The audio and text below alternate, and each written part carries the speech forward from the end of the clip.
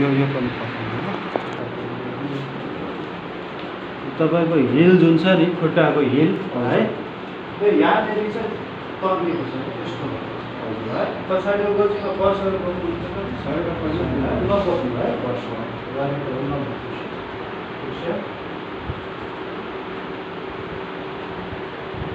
यसो नर्मली हेर्दाखेरि तपाईँहरूको दुब्लो कामको देखिँदैन त यो सर्टले गर्दा हो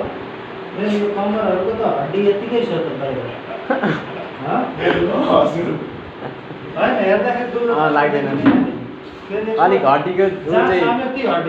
हड्डीको ऊ चाहिँ ठुलो भएर हो कि क्या मान्छेहरूको हुन्छ नि त्यस्तो त्यही भएर होला सायद एउटा यो प्रब्लम भयो तपाईँको ठिक छ अर्को यो खुट्टामा अलिकति चाहिँ मसल्सहरू पनि विक छ है हल्का सुक्या जस्तो छ ठिक छ दोस्रो प्रब्लम त्यो भयो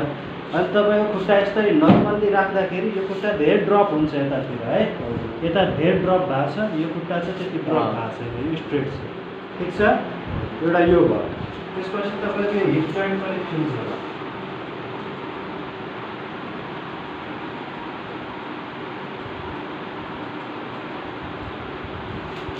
यो खुट्टाको माथि हो यो खुट्टा 85 डिग्रीसम्म है यो खुट्टा जस्ट 30 डिग्री उठाउनु उठाउ त टाउको नउठाइ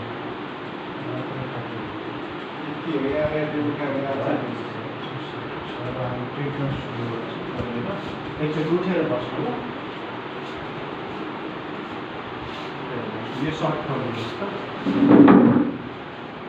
यो भिडियो